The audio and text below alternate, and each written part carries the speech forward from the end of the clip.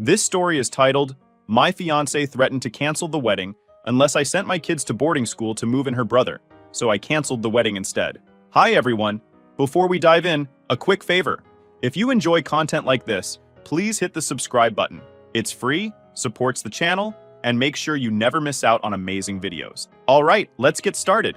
Hey guys, I need to get something off my chest, and honestly, I could use some perspective. I'm a 38-year-old single dad with 2 kids, ages 10 and 12. Their mom passed away a few years ago, and since then, it's been just the 3 of us. Life hasn't always been smooth, but I think we've done a good job holding things together. My kids are great.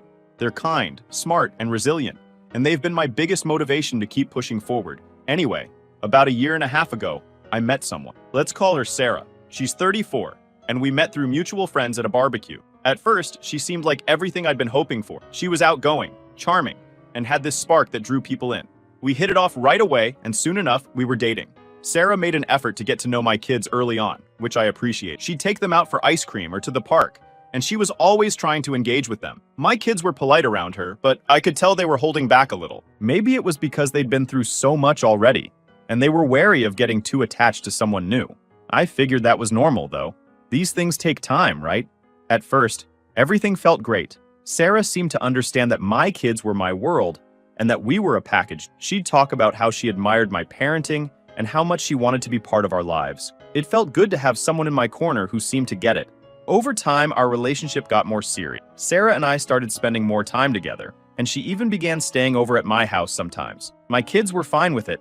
They didn't seem overly excited, but they weren't against it either. I thought we were all adjusting well to the idea of blending our lives. But there were little things that, looking back now, probably should have been red flags. For one, Sarah started making comments about the house. She'd say things like, "It's cozy, but maybe we could modernize it a bit." Or, "The kids' rooms are cute, but wouldn't it be fun to give them a makeover?" At the time, I didn't think much of it. I figured she just wanted to put her own touch on the place, and I was okay with that. Another thing was how she'd talk about our future. She'd make these comments about how we could build a life together, travel, and maybe even have a kid of our own someday.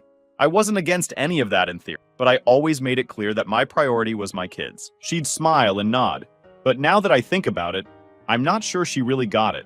Then there was her family, specifically her brother Jake. He came up in conversations occasionally, but not in a good way. Jake was apparently going through a rough patch. Sarah mentioned that he'd lost his job, was struggling to get back on his feet, and had been staying with their parents. She talked about him like he was a lost cause, but also like it was everyone else's responsibility to help him. I didn't think much of it at first. We all have family members who need a little extra support sometimes, and I figured it wasn't my place to judge. But as I got to know Sarah better, I started to realize just how much of a mess Jake really was. He couldn't hold down a job, he made terrible decisions, and he seemed to have zero motivation to change. Still, none of this felt like a deal breaker at the time. Sarah and I were getting closer, and I was starting to think about our future together. I'd been on my own for so long, and it felt nice to imagine having a partner. About a year into our relationship, I started thinking seriously about proposing. Sarah had been dropping hints for a while, showing me pictures of rings she liked, talking about wedding venues, that kind of thing. I wasn't blind to it, and honestly, I thought it was a good idea.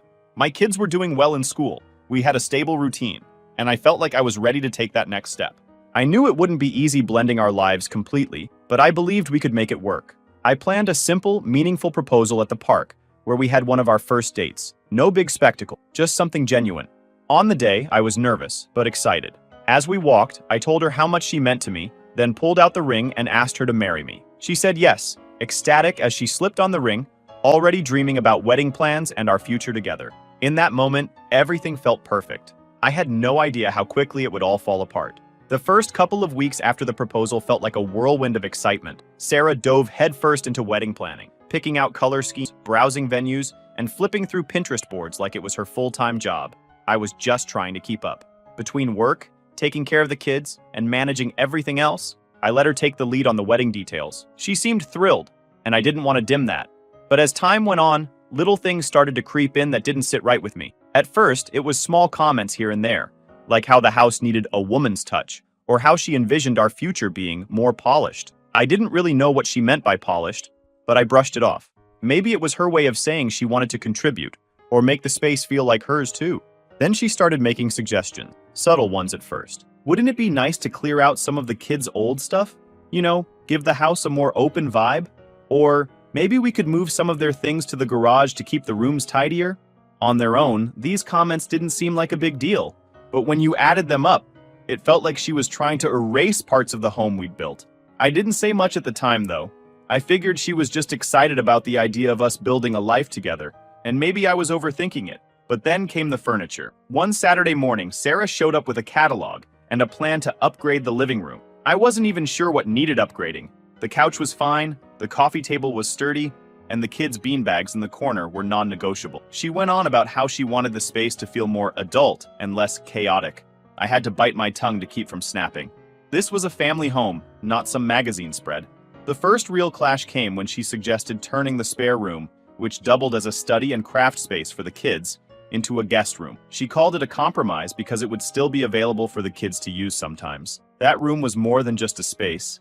It was where the kids did their art projects, where I worked late at night when they were asleep, and honestly, it was one of the few parts of the house that felt like ours. I told her we weren't changing it. She didn't argue outright, but I could see the irritation on her face. She made a passive-aggressive comment about how we'd have to figure out how to make space for everyone eventually, and I let it drop. Around this time, Jake started showing up in more of her conversation. He was apparently staying with her parents, but according to Sarah, it was a temporary thing. She mentioned him needing support and how it was hard for her to see him struggle. I didn't really respond to that because I didn't know what to say. Jake wasn't my responsibility, and I was already juggling enough. Then came the day she asked if Jake could come over for dinner. She said he wanted to get to know me and the kids better since we were all going to be family soon. I agreed, to be honest. I was curious about him. The dinner was awkward. Jake showed up late, reeked of bad decisions, and spent most of the night complaining about how hard life was for him. He barely acknowledged the kids, who had been excited to meet him, and only really spoke to Sarah. I tried to make small talk, but it felt like pulling teeth. After he left, Sarah gushed about how great it was that we'd all gotten together. I didn't know what dinner she'd been at, but it wasn't the one I just endured. I told her Jake seemed like he was going through a lot, and she immediately got defensive, saying he just needed a chance to turn things around. I let it drop again, but something about the way she jumped to his defense didn't sit right with me. A couple of weeks later, Sarah started mentioning Jake more frequently. She said her parents were pressuring her to help him out, and how she felt torn between her family and her future with me. I could tell she was fishing for something, but I wasn't about to bite. That's when the requests started getting bolder. She floated the idea of Jake staying with us for a little while after the wedding. I told her I wasn't comfortable with that, but she wouldn't let it go. She said it would just be temporary and that he'd stay out of the way. I asked where he'd stay, and she casually suggested the spare room. I reminded her that it was the kids' space, and she brushed it off like it wasn't a big deal. The conversation didn't go anywhere, but it left a bad taste in my mouth. Around this time, I also noticed a change in how Sarah interacted with the kids. She started asking them questions about school and their routine, which seemed harmless at first, but then she started making these weird comments about how they'd benefit from structure, or how they might enjoy a new environment. One day, my son asked me what a boarding school was. I froze. I asked him where he'd heard about that, and he said Sarah mentioned it. That was a moment where the alarm bells in my head went off full blast. When I brought it up to Sarah, she laughed it off and said she was just talking about how boarding schools have great programs for kids. She said it was an innocent conversation, but I wasn't so sure. I told her I didn't want her planting ideas like that in their heads, and she got defensive, saying she was just trying to help. At this point, the cracks in our relationship were starting to feel impossible to ignore. Sarah's focus seemed less on building a life with us, and more on bending our life to fit her vision. And I was starting to feel like I wasn't just blending a family, I was being steamrolled into making concessions I wasn't comfortable with. After Sarah and I had that tense conversation about her mentioning boarding school to my son, I thought we'd moved past it. I told myself it was just a misunderstanding, maybe her way of trying to connect with the kids in her own awkward way. I wanted to give her the benefit of the doubt because, at the time, I still believed we were working toward the same future. But as the days passed, the pieces started falling into place, and it wasn't pretty. And I had no idea how far she was planning to take things until one evening when she sat me down and laid it all out. It started like any other evening. The kids were upstairs finishing homework, and I was trying to relax on the couch after a long day. Sarah walked in with a determined look on her face, the kind of expression that told me whatever she was about to say, I probably wasn't going to like it. She sat down across from me. "We need to talk," she began. I sighed. "All right, what's on your mind?" She hesitated for a moment, which wasn't like her. Sarah usually didn't hold back when she wanted something. "I've been thinking a lot about how we're going to make this work once we're married," she said carefully. "Okay," I said, already bracing myself. "It's about the house," she continued. "I don't think it's going to work the way it is now. Not with all of us here. I frowned. What do you mean?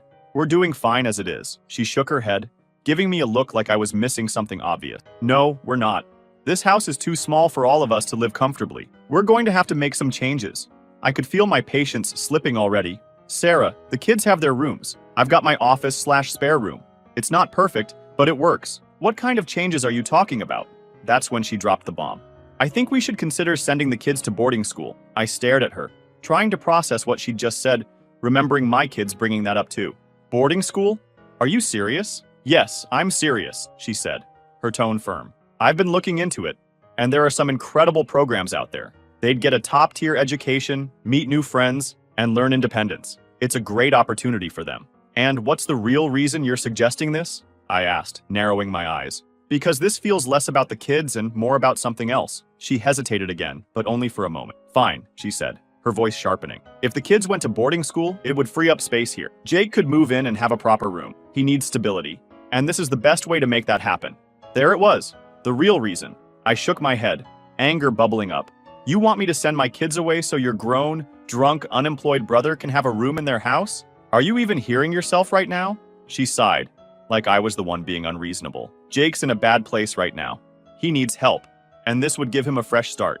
It's not just about him. It's about us building a future together. We have to think about what's best for everyone. What's best for everyone? I repeat, my voice rising. Sarah, what's best for my kids is staying in their home, with their friends, their routine, and their dad. Not being shipped off so your brother can move in. Her expression hardened. You're being so short-sighted, she snapped. You're not even willing to consider what boarding school could offer them. It's not like I'm suggesting something bad. They'd get an amazing education, and we'd have the space we need to start fresh. I don't need a fresh start, I said firmly. My kids don't need a fresh start. They need stability, something they've barely had since their mom died.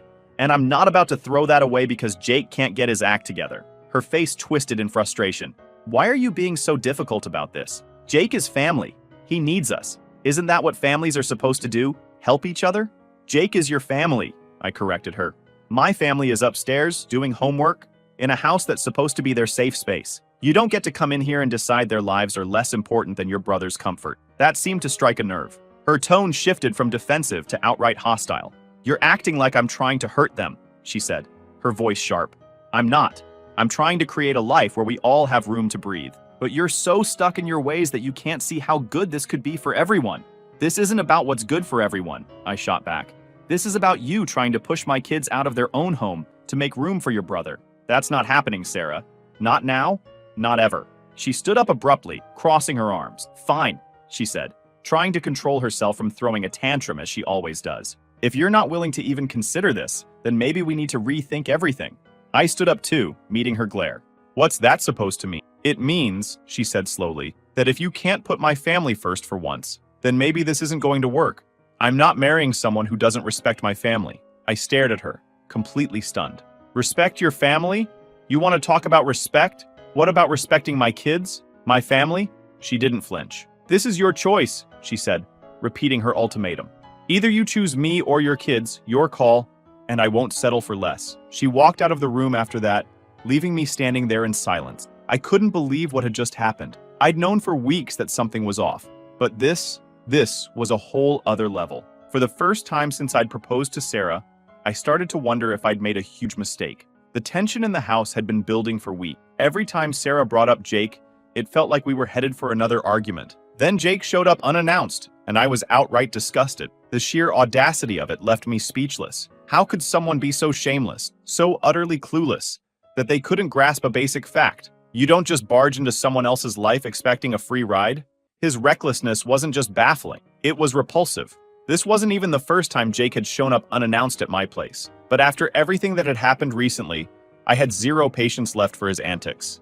It was a Saturday morning when it happened. I was in the kitchen making breakfast while the kids sat in the living room, finishing up some weekend cartoons. The knock at the door was sharp and deliberate, the kind of knock that told you the person on the other side wasn't leaving until you answered. I already dreading who it might be. Ignore it, I called to the kids, figuring it was just a delivery or someone selling something. But the knocking didn't stop. When I opened the door, there was Jake, standing there with his usual smug grin. He had that casual, unbothered energy, like he was stopping by a friend's house to hang out, not barging into a situation he had no business being part of. Hey man, he said, nodding at me. Figured I'd swing by. Got a minute? I blinked, trying to process why he was here. Sarah didn't mention you were coming, I said flatly. Jake shrugged. Didn't think I needed an invite. She said you guys were still working out the details about me moving in, so I thought I'd stop by and, get a feel for the place. The audacity of this guy was unbelievable. I think there's been a misunderstanding, I said, keeping my voice level. We haven't agreed to anything about you moving in. Jake laughed like I just told him a joke. Come on, man. Sarah said it's pretty much a done deal. Just a matter of figuring out the logistics, right?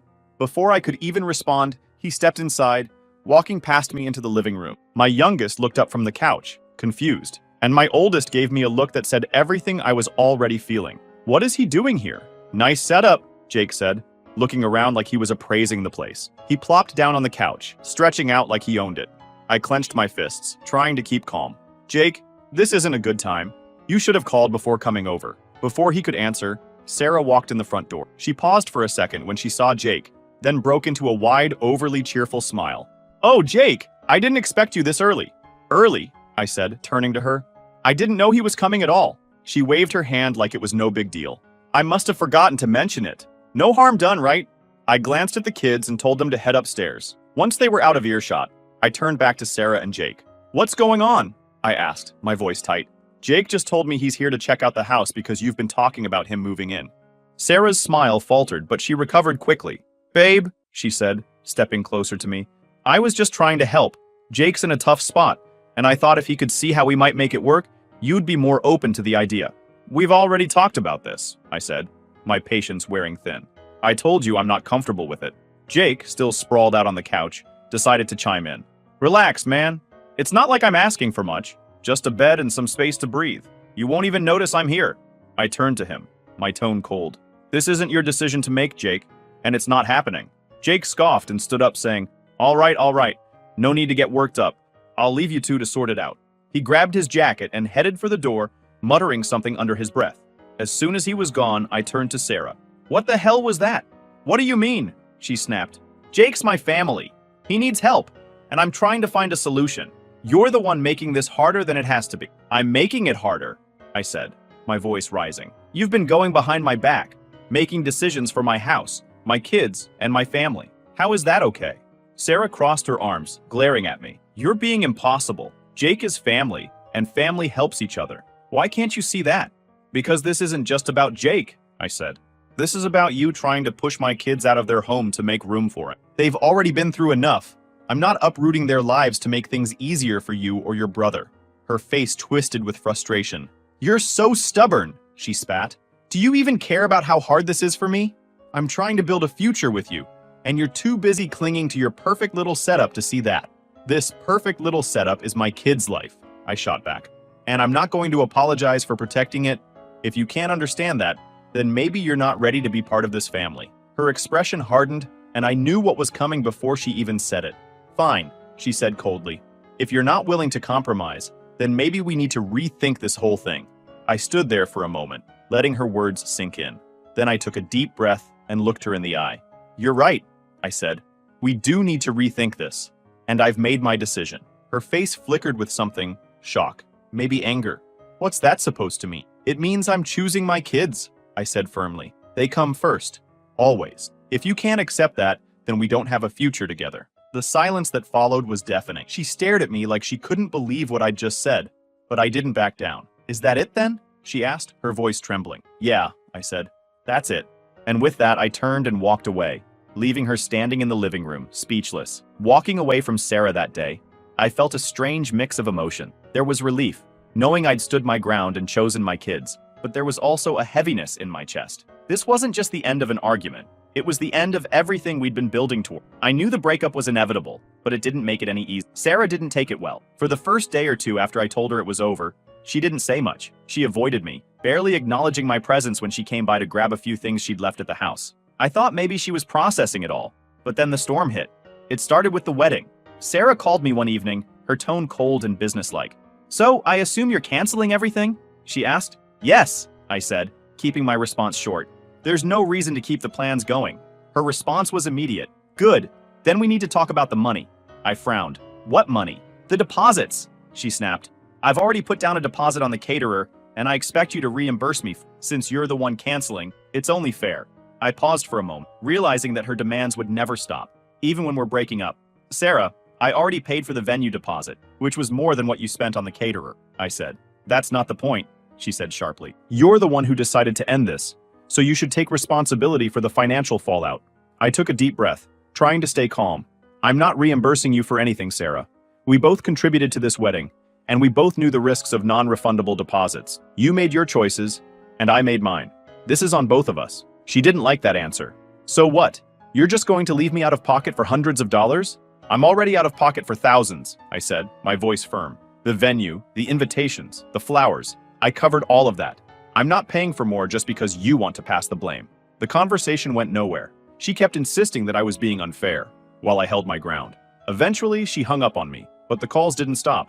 Over the next few days, she bombarded me with texts, emails, and voicemails, all demanding that I pay her back for the caterer. At one point, she even threatened to take me to small claims court if I didn't comply. It wasn't just about the money, though. Sarah wasn't content to leave things between us on a simple financial dispute. She started spreading her version of the story to mutual friends and family, painting me as the bad guy who abandoned her and refused to help her struggling brother. I got calls from people I hadn't spoken to in months, asking me what was going on and why I was being so cruel. One of her relatives, a distant cousin I'd only met once, actually had the nerve to lecture me about family values. Jake's going through a tough time, she said. You could have made a small sacrifice to help him out. It's not like you'd be homeless. I bit my tongue, not wanting to argue with someone who clearly didn't understand the full story, but it stung. No one seemed to care about my kids or how Sarah's demands would have turned their lives upside down. All they cared about was her version of events, where I was the heartless villain refusing to help. Thankfully, I had my own circle of support. My close friends and a few relatives knew the truth and backed me up without hesitation. You did the right thing, one of my friends told me. Anyone who tries to push your kids out of their home doesn't deserve to be part of your life. Still, the fallout was exhausting. Canceling the wedding was a logistical nightmare. I had to contact vendors, explain the situation without airing too much dirty laundry, and navigate the awkwardness of calling off an event that people had already marked on their calendar. Most people were understanding, but a few tried to pry for more details. I kept my responses vague, saying it was a mutual decision and that we'd realized we weren't on the same page about the future. Through it all, my kids didn't know the full extent of what was happening, but they could tell something had changed. My oldest asked me one night, "Are we not having a stepmom anymore?" I smiled gently and shook my head. No, we're not. But you know what? That's okay. We're still a family and nothing is going to change that. They seemed relieved, which only reinforced that I'd made the right decision. The thought of them being shipped off to some boarding school while Jake moved into their rooms still made my blood boil. Sarah had completely underestimated how much I valued my role as a dad, and that was her biggest mistake. The final straw came a week later when Sarah showed up unannounced to grab more of her things. She walked into the house like she still had some claim to it, her eyes scanning the place as if she were checking for signs of her absence. She didn't say much at first, just packed her stuff in silence while I stayed in the kitchen, giving her space. But as she was leaving, she stopped in the doorway and turned to me. "You know," she said, her voice icy, "you'll regret this. You had a chance to build something better, and you threw it away." I met her gaze, calm but firm. "No, Sarah, I didn't throw anything away. I protected what mattered most, my kids and their home. If you can't understand that, then this was never going to work." Her expression flickered for a moment, like she wanted to argue but couldn't find the words. Finally, she scoffed, muttered something under her breath, and walked out the door for the last time. The house feels quieter now. Honestly, this wasn't the future I'd pictured when I proposed to Sarah, but maybe that's for the best. My kids are safe, their home is still their sanctuary, and I'm free from the chaos she tried to bring into our lives. But I can't help wondering, was there something I missed early on that could have prevented all this? I'm still processing everything, but I'd love to hear your thoughts and advice. I'll update if anything significant happens. Thanks for reading, Reddit. Final update. Hey again. So I thought the breaking up and canceling the wedding would be the end of the drama.